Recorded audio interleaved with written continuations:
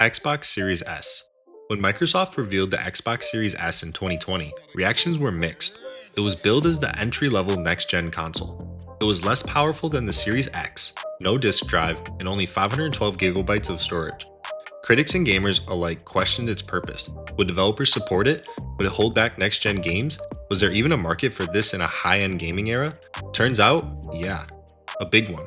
Priced at just $299, the Series S was an affordable gateway into next-gen gaming. It was perfect for casual players, kids, or anyone who didn't care about 4K visuals or physical discs. It quietly became the go-to console for Game Pass subscribers, cloud streaming, and digital-first gamers. And because it launched alongside the Series X with the same CPU architecture and features, it didn't feel like a downgrade, just a different option. Microsoft hasn't broken out exact sales figures for the Series S alone, but analysts estimate it accounts for roughly 45% of this series console sales. For a device that was dismissed as redundant or underpowered, the Series S has proven to be one of Microsoft's smartest moves. PSP. Sony announced the PlayStation Portable in 2004, and people were skeptical. Nintendo had ruled the handheld market for over a decade, and every challenger from Sega all the way to Nokia had failed to break in. Many expected the PSP to be a flashy flop, but Sony came prepared. The PSP launched in Japan in December 2004 and in North America by March 2005, and it immediately turned heads. It featured a widescreen LCD display, near PS2 level graphics, multimedia playback, Wi-Fi support, and sleek premium hardware that made Nintendo's Game Boy Advance look like child's play. Sony wasn't trying to copy Nintendo, they were going after a different audience entirely. Older gamers who wanted console-like experiences on the go. Launch titles like Wipeout Pure and Ridge Racer showed what the hardware could do. And then came God of War Chains of Olympus, Monster Hunter, and Crisis Core Final Fantasy VII, full-fledged, visually stunning games that proved this thing had legs. Despite high pricing and competition from the DS, the PSP sold over 80 million units worldwide. That's not just good for Sony, that's legendary for a non-Nintendo handheld. It didn't dethrone Nintendo, but it earned massive respect. Against all odds, the PSP became a portable icon. Xbox 360. When Microsoft launched the Xbox 360 in 2005, expectations were modest. The original Xbox had carved out a niche, but it was still overshadowed by Sony's PlayStation 2. Most people thought the next generation would just be another PlayStation-dominated era, but then the 360 dropped and flipped the script. Microsoft launched it a full year ahead of the competition, seizing the next-gen spotlight. Even with supply shortages, it sold over 325,000 units in North America within 2 weeks, and that demand only grew. The real surprise wasn't just the early sales, it was how much the Xbox 360 shaped modern gaming. Xbox Live became a core part of the experience, setting a new standard for online multiplayer, downloadable games, and digital profiles. The controller was praised for its comfort and became the go-to for PC gamers too. And the games? Gears of War, Halo 3, and Call of Duty 4 were all blockbuster hits. By the end of its life, the Xbox 360 had sold over 85 million units, nearly matching the PlayStation 3, and wildly surpassing what anyone expected from a second-place platform. Microsoft became a serious power in the industry with this console. Nintendo DS. When the Nintendo DS was unveiled in 2004, the reaction was confused. A dual-screen handheld with a touchscreen and microphone? It sounded more like a gimmick than a successor to the beloved Game Boy Advance. Even some die-hard Nintendo fans were skeptical. Industry analysts weren't optimistic either, especially with Sony's sleek PSP entering the scene. But Nintendo had something else in mind, broadening the definition of who a gamer could be. At launch, the DS sold over 500,000 units in North America within its first week.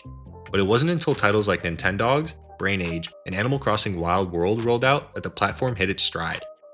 Nintendo aggressively marketed the DS to non-traditional audiences, parents, students, even the elderly, and it worked. Developers embraced the touch functionality, which birthed creative experiences that couldn't exist anywhere else. As the DS Lite and DSi refreshed the hardware, momentum snowballed. The DS would go on to sell over 154 million units, making it the best-selling handheld in history, and second only to the PS2 out of all types of consoles. From a weird experiment to a smash hit, the DS proved that taking risks can lead to industry-shaping success. Enjoyed the video so far? Hit the like and subscribe button below to see new videos every day. Now for the next topic. PlayStation 4. After the rocky launch of the PlayStation 3, Sony entered the next generation with a lot to prove.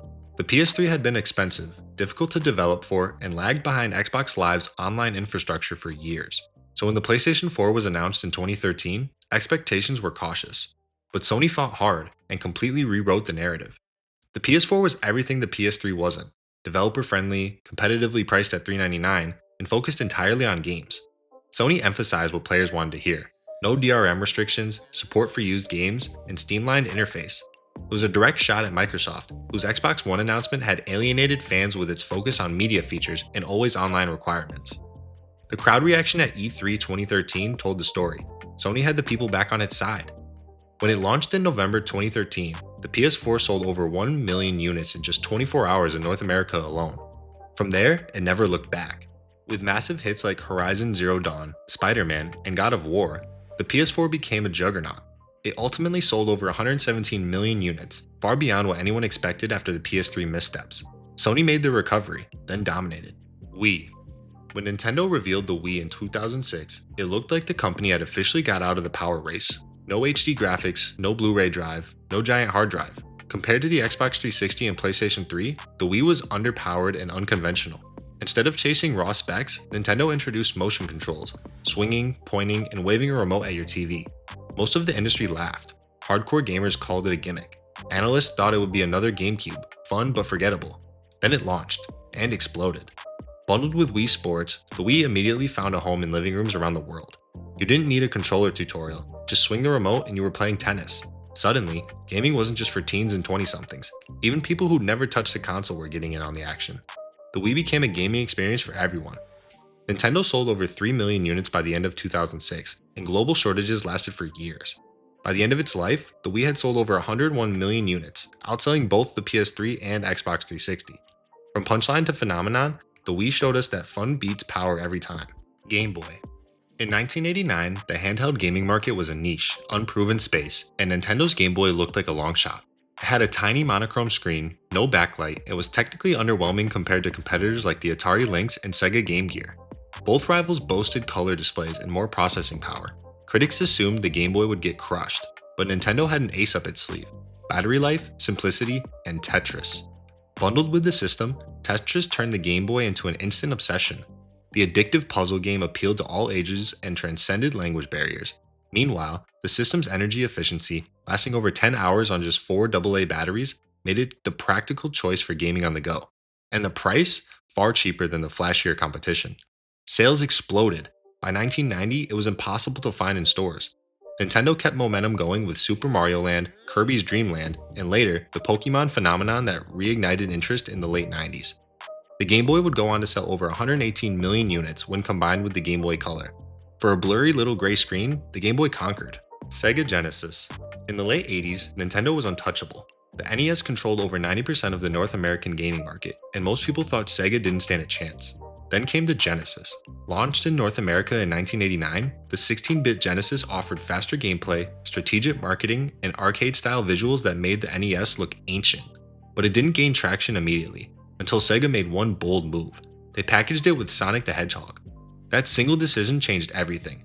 Sonic was fast, flashy, and cool, a perfect mascot for a new generation. Sega's Genesis Does What Nintendo Don't campaign went on the offensive, and for the first time, Nintendo had a real competitor. By 1992, the Genesis actually outsold the Super Nintendo in the US, dominating the market for a brief but crucial window. Nobody expected Sega to go neck and neck with Nintendo, let alone come out ahead. But the Genesis didn't just compete, it defined the early 90s console war. With hits like Streets of Rage and NHL 94, Sega built an image as the edgier, teen-friendly alternative to Nintendo's squeaky clean brand. It didn't last forever, but for a few wild years, Sega shocked everyone. PlayStation 1. Sony's entry into the gaming world was never supposed to happen. Originally, the PlayStation was a joint project with Nintendo, until that deal famously fell apart. Most people doubted Sony could make it on their own. They had no track record, no mascot, and they were going up against Nintendo and Sega at their peak. But in 1994, Sony launched the PlayStation in Japan, and the impact was immediate. It's safe to say it reshaped the entire industry. Sony played it smart. They embraced CDs instead of cartridges, which were cheaper to manufacture and could hold way more data. That attracted developers with ease, especially third-party studios tired of Nintendo's strict licensing rules. Games like Tekken, Final Fantasy VII, Metal Gear Solid, and Gran Turismo turned the PlayStation into a global craze. Sony also marketed it to teens and young adults, not just kids. By the time it launched in North America in 1995, it sold over 100,000 units in its first weekend. By the end of its life, the PlayStation sold over 102 million units total, blowing past all expectations. What started as a backup plan became the foundation of a gaming empire. Steam Deck. Valve announced the Steam Deck in 2021, and the skepticism was immediate. A handheld PC that could run your entire Steam library on Linux and at an affordable price point sounded too good to be true. Most people assumed it would go the way of other niche devices, finding it interesting but disappointing in the end. Valve had already fumbled hardware before with the Steam machines and Steam Color. The odds didn't look great. But then the Steam Deck launched in 2022 and completely changed the conversation. Early adopters praised its power, flexibility, and how surprisingly well it handled AAA games. Titles like Elden Ring, Cyberpunk 2077, and Baldur's Gate 3 ran impressively well for a handheld. SteamOS updates came quickly, performance improved rapidly, and the modding and emulation community exploded. It was a Swiss Army knife for gamers. Valve couldn't keep up with demand for months. By mid-2023, the Steam Deck had sold over 1 million units, and that was just the beginning. For a device many thought would quietly fade into obscurity, it ended up reshaping expectations for portable PC gaming. What started as a long shot turned into one of the most surprising hardware success stories in years. Let me know in the comments what console surprised you the most. Thanks for watching.